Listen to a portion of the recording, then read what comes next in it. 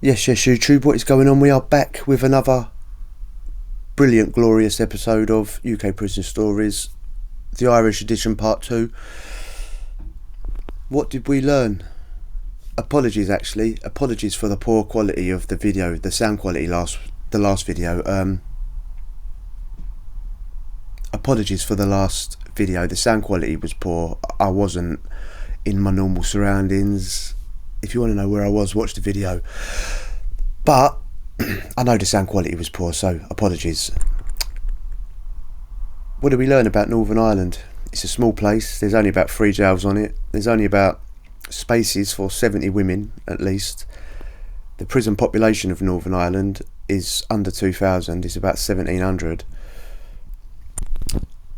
Not to say that the rest of, Ireland is a big place. It's not just Northern Ireland, funny enough. So I'm sure there's other jails in the rest of Ireland that have many more people in, but Northern Ireland we're talking about, and it doesn't seem, well, I suppose for where it is, the pop, per head,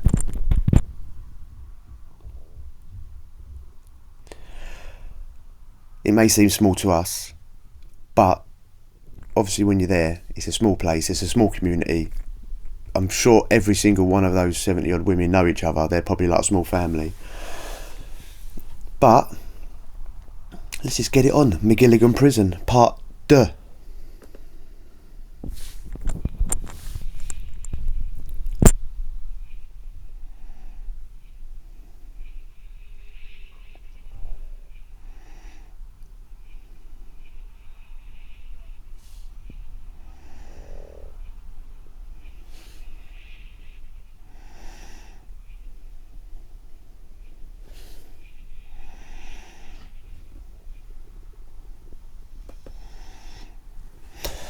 Four years, 2 months.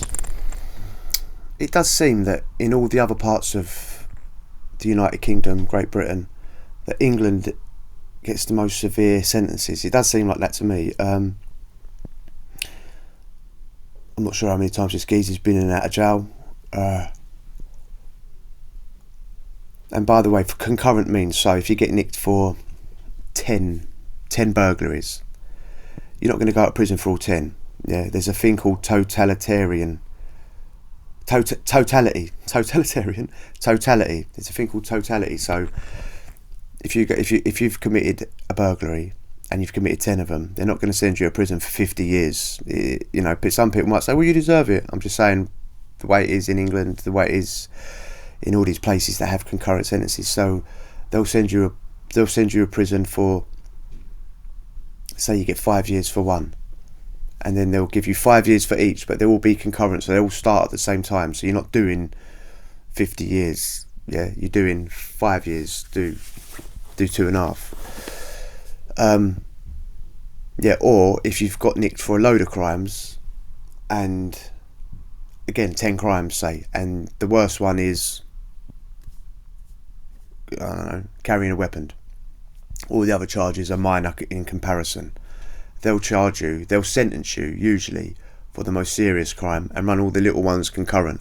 But when people get a life sentence and then they get like 5 years concurrencies, it sort of makes no difference to the actual sentence you're doing. Concurrent. Do you think that was fair what you got?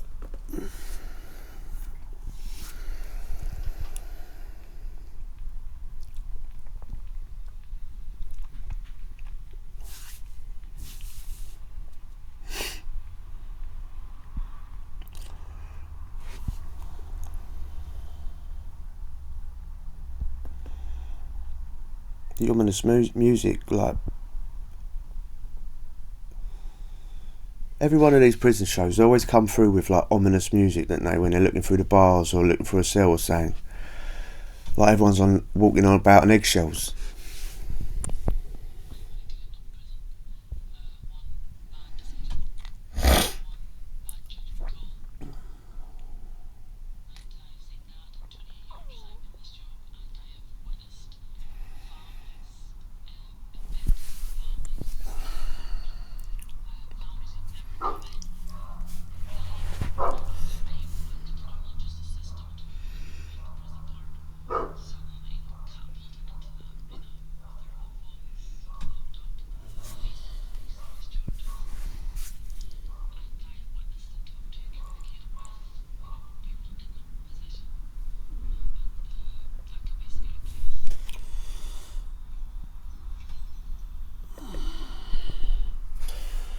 sure all prison can be a scary place. I may have missed what she's met. She's met people that have had family members that have gone away and they've never been away before. So it's a lot of people. Yeah. Nothing about prisons is good, is it? No one's ever going to have to say, oh, I had a really enjoyable experience. Some sad people out there probably say, oh yeah, my experience was really my experience was really enjoyable. Was it? Go away. But yeah, it's a daunting thing, isn't it? Going up against the prison system, because you're not going up just against the prison system. It's the establishment, isn't it? It's whatever country you're in, Britain. You're going up against the British establishment. They got unlimited funds. They got unlimited time. They got unlimited manpower, and you're just a little old Jew, just waiting to get your ass spanked.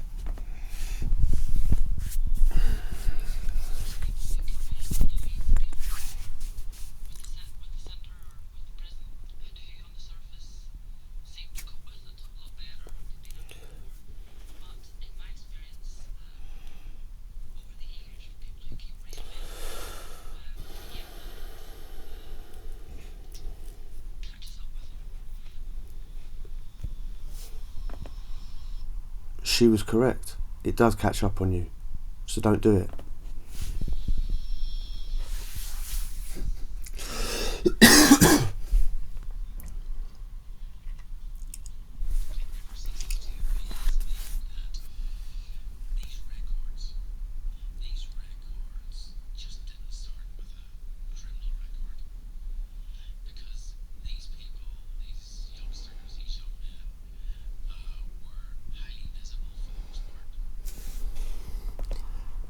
Bet he loves a young man or two, allegedly.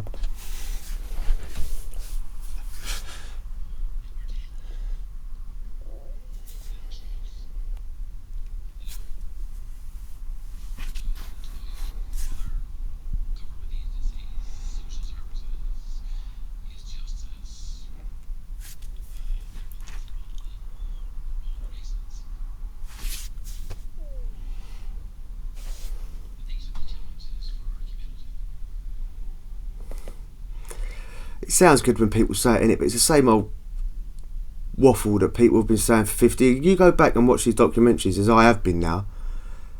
People were sitting there in 1980 going, these kids, it's the same problems, yeah, said by a different talking head. Yeah, he probably thinks he's the first one that's ever thought of it. Oh, this is a great idea, we're going to implement this. He'll retire, he'll move on, he'll get moved up, he'll forget about it. Someone else will come through and go, yeah, this is the problem, blah, blah, blah, blah, blah. And they've been saying the same shit for fucking 50 years. Like, actually do something. Actions speak louder than words. So these words by these talking heads mean absolutely nothing. No matter how pretty these talking little heads are. Mwah.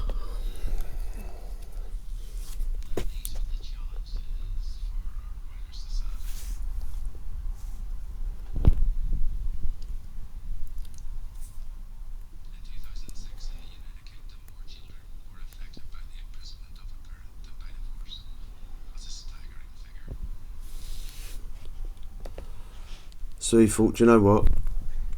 I'm going to get him while the going's good, mate. What is he, prison governor or something? I don't know. I missed what they said he was. He thought, hold on a minute, ka-ching. A lot of family members out there, a lot of geezers in jail, mate. Ka-ching. I know.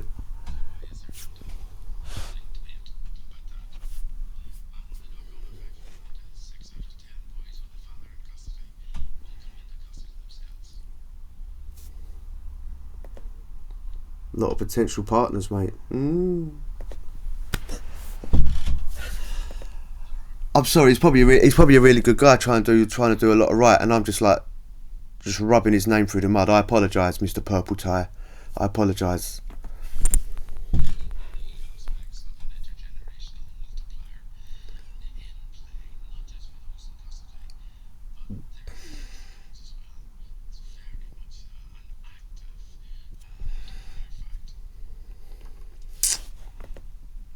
Licking his lips then, mate, like a right old lizard.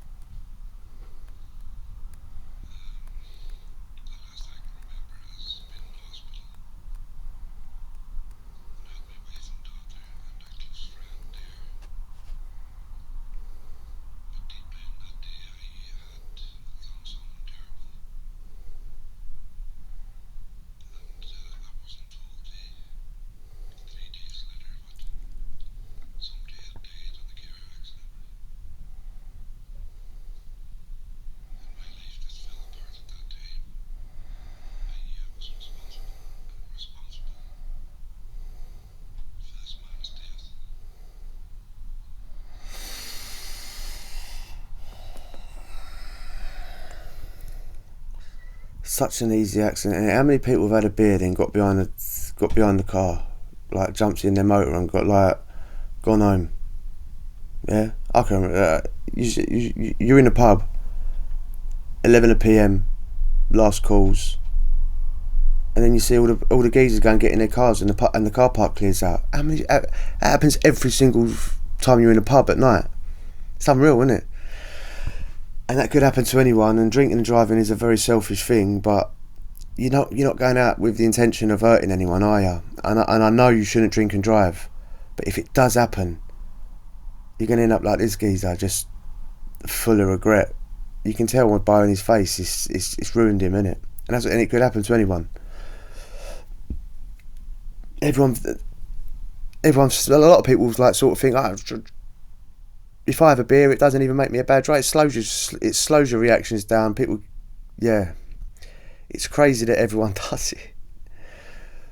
But I say everyone does it. Everyone don't do it. If everyone did do it, they'd be all crashing. But it's true about the pub thing, innit? You're in the pub, last call, last orders, the car park clears out. Like, there weren't that many designated drivers in here. If there was, the blackcurrants were really going to their head. You know what I mean?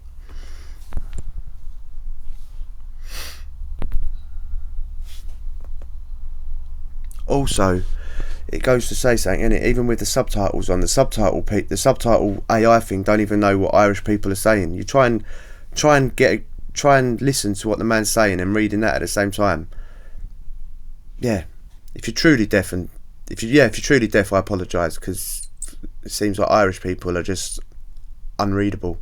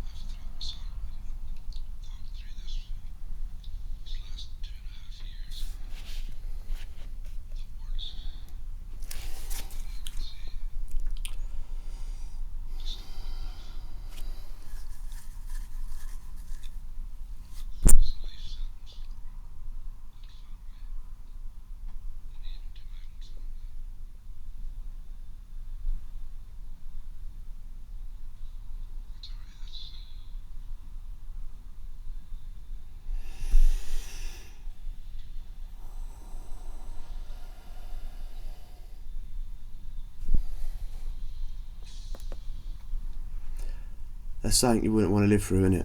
That's something you wouldn't want to live through. I was actually involved in a car accident many years ago. I was the passenger. My mate was driving, and as he was going past the bus, there was a load of teenagers drinking at the bus stop. He bibbed, but as he's going past the bus now, so he's sort of in a blind spot and you can't see the kids on the pavement. You know, you've got the pavement, you've got the bus, then you've got the car.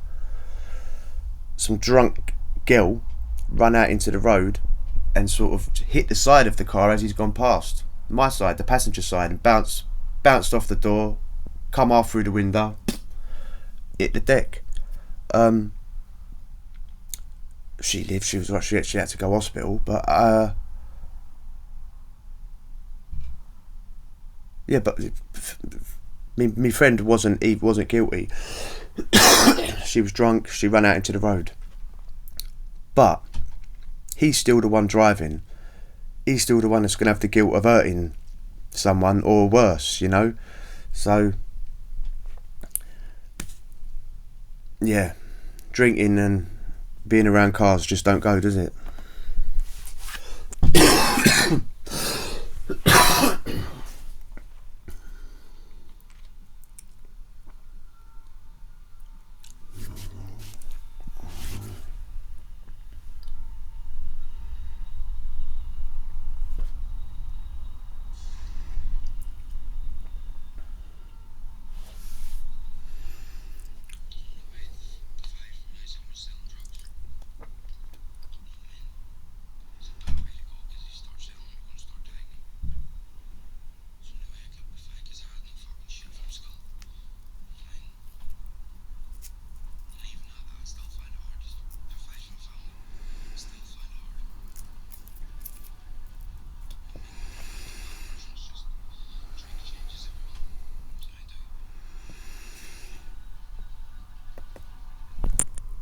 Couldn't agree more.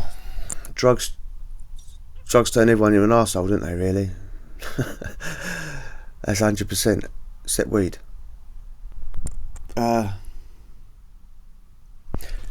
Couldn't agree more. Drugs turn everyone into an arsehole, don't they? Mix it with drink into a bigger arsehole.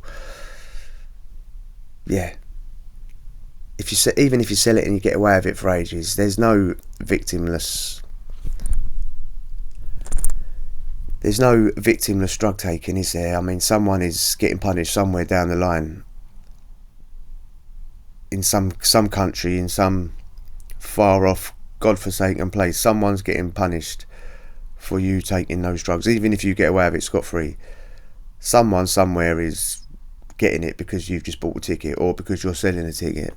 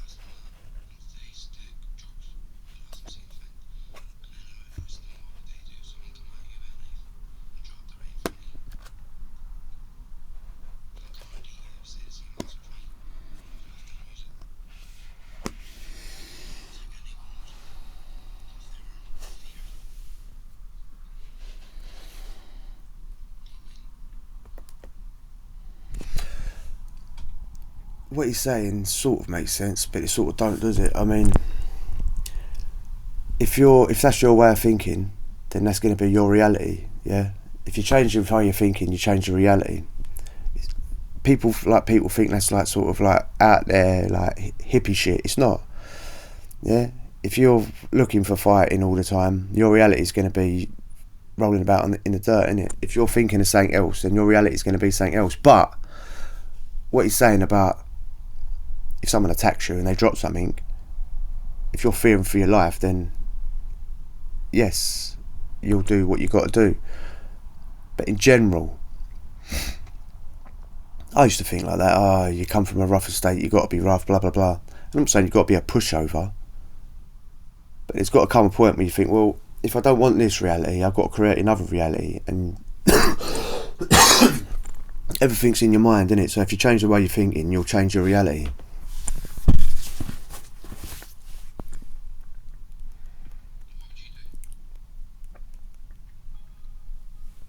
Me?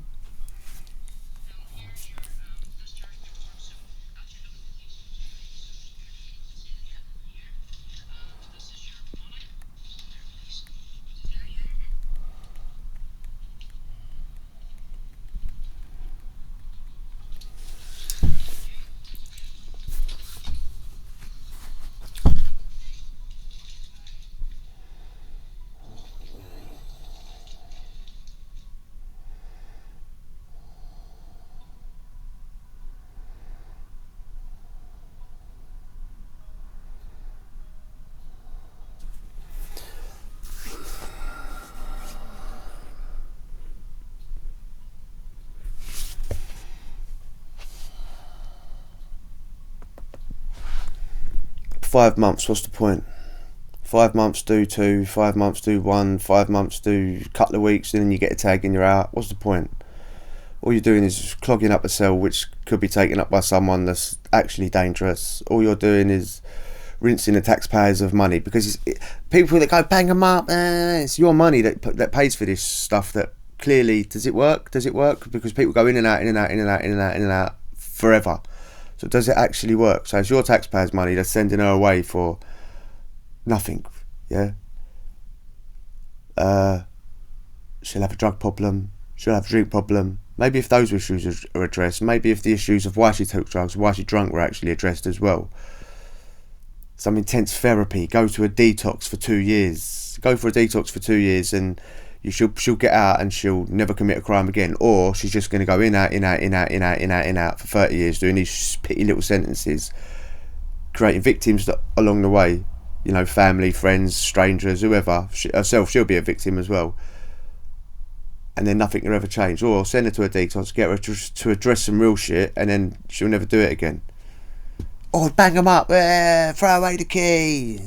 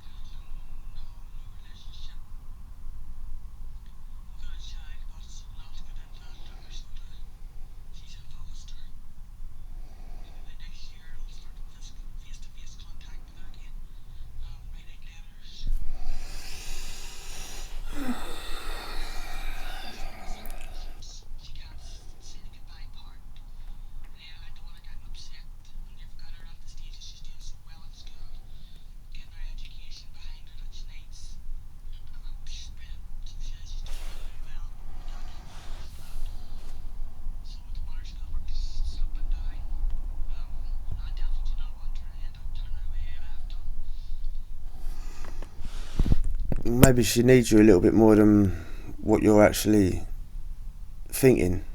Kid needs their mum, kid needs their dad, doesn't it? Yeah. Sounds like maybe she's trying to avoid the issue, maybe. Who knows? Maybe I'm wrong. But it sort of to me feels like, oh yeah, I'm not doing it because she's doing well in school, blah, blah, blah. Well, she probably needs you a little bit more than than a textbook.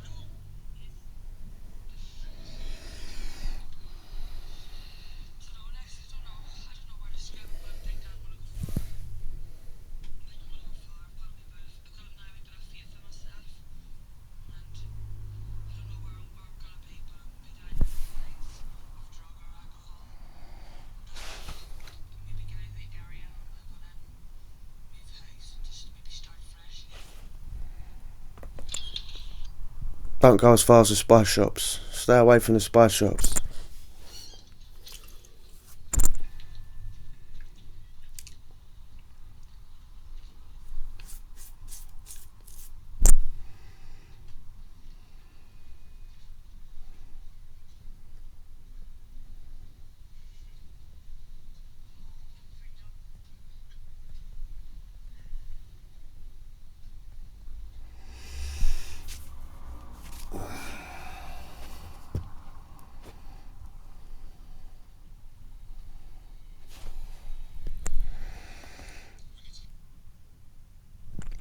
Best feeling ever, getting released. Getting released after 3.5 months though, especially when you've done it a couple of times, loses its appeal, you know.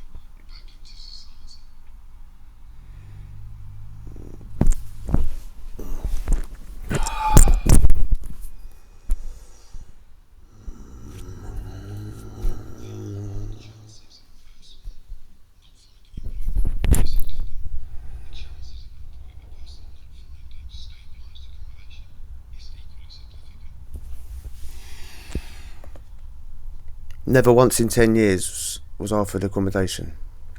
Never once in 10 years.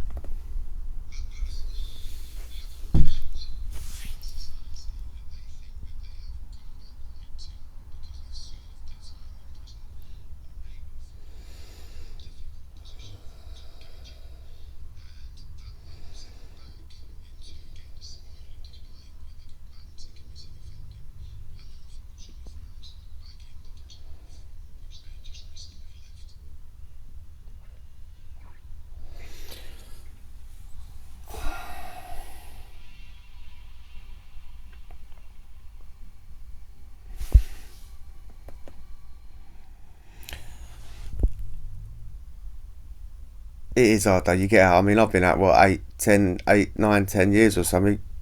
People still, he's up to something, he's up to something. Oh, fuck off mate, people need to get a life.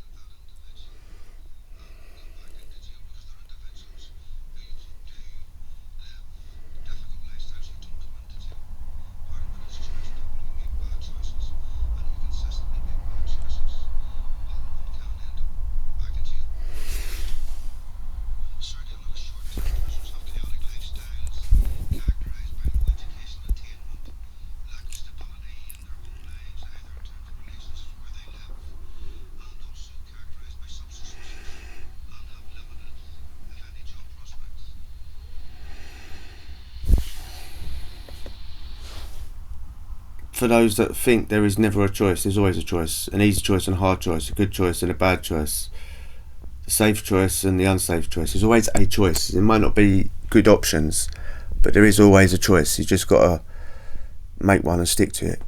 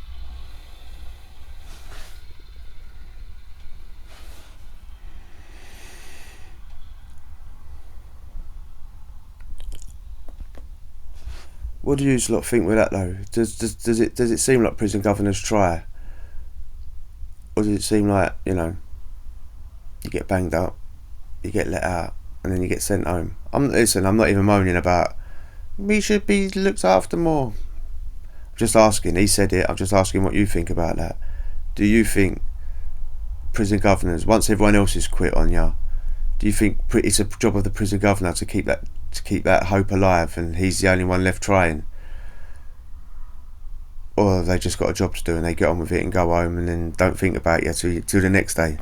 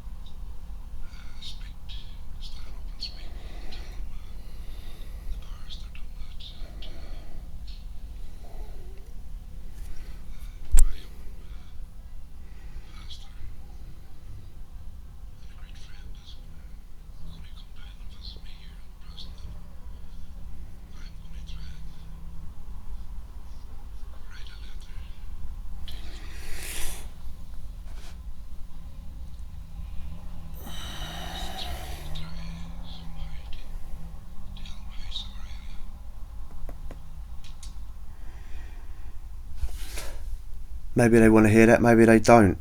It's clear that he wants to tell them, innit? Some people, look, Joe isn't full of remorseless, hardcore villains, is it? There's people that have made mistakes and then regret it for the rest of their lives, like this geezer.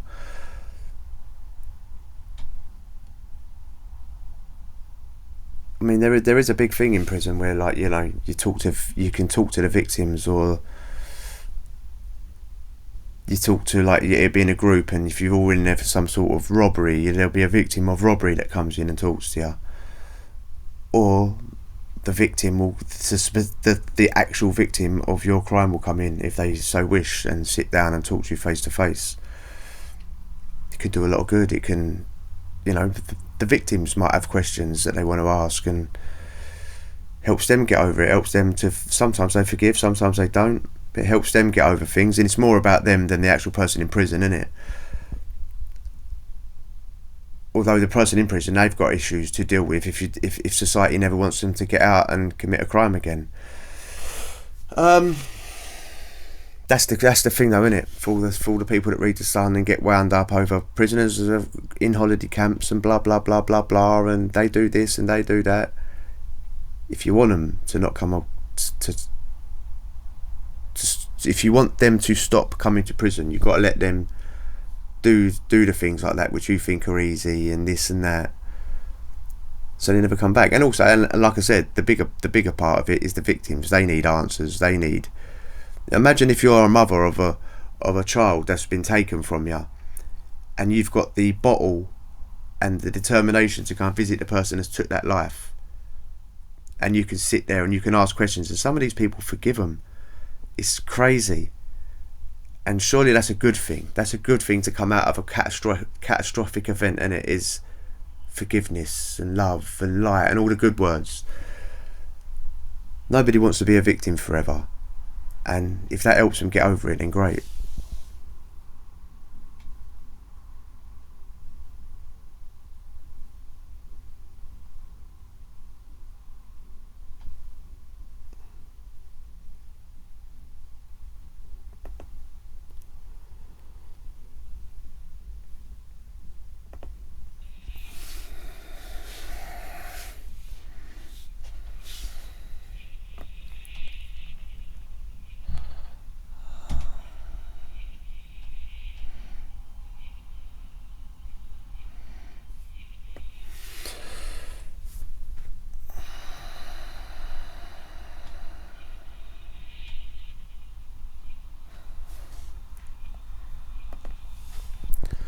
2.5 years behind the door, and then the rest of his life to regret it. And a lot of people will say good, he should regret it.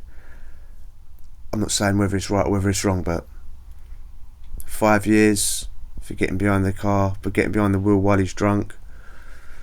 I mean, it was an accident, and I know people say, well, as soon as you've had a drink, you shouldn't do it. But your inhibitions get lowered to such a stupid extent when you've had a drink that you genuinely feel like you're gonna make it from A to B.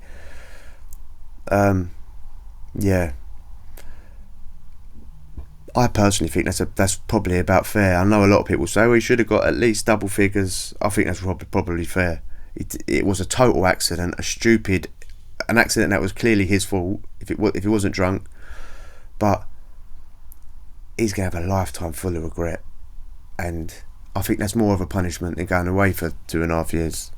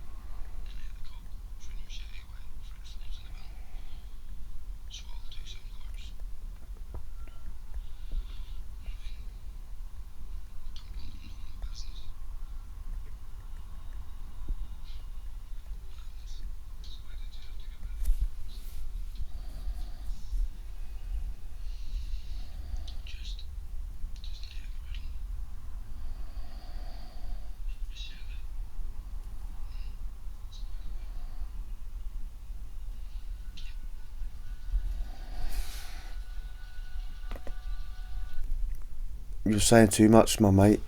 Swallowing SIM cards and all that. Some things are just shh.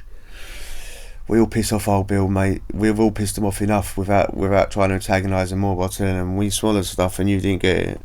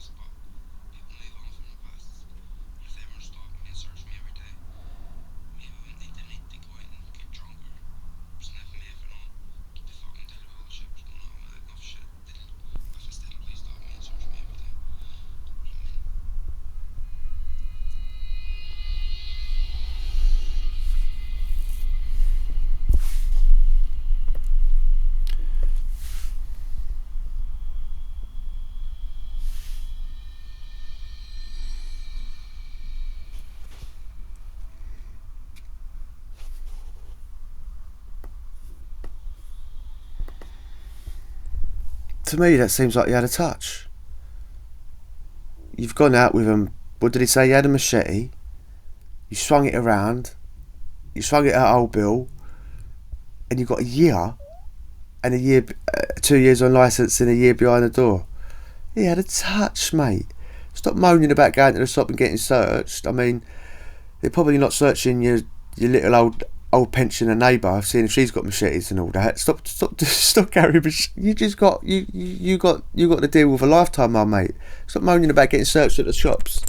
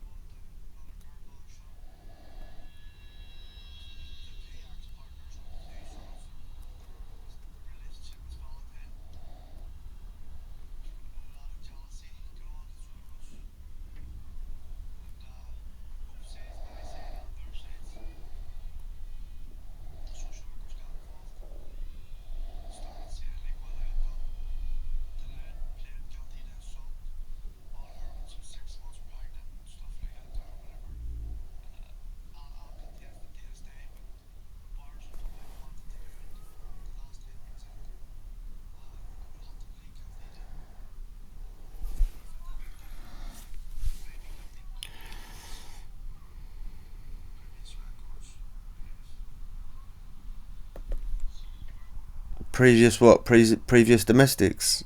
Did he just? Did he just? Did he just get himself in trouble? Then I'm not sure.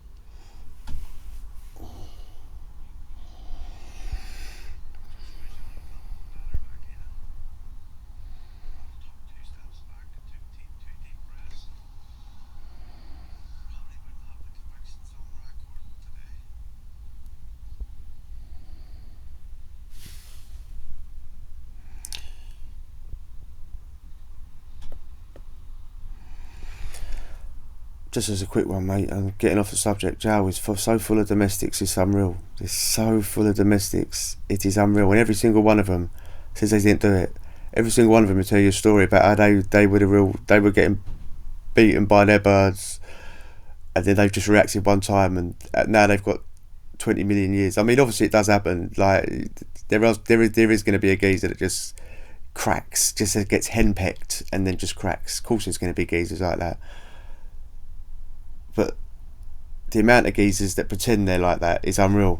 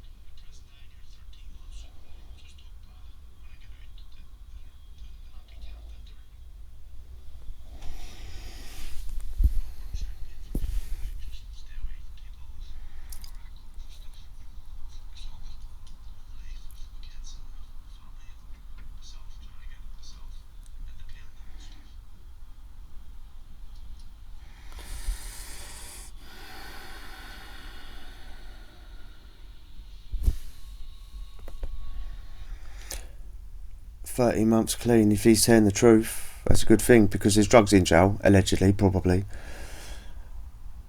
So it's very easy to just go to jail and just carry on doing whatever you was doing on road. I mean, it's very easy to carry on taking substances behind the door as it is on road. So if he's generally stayed clean for 30 months, there's no reason why he can't just get out and carry on doing the same.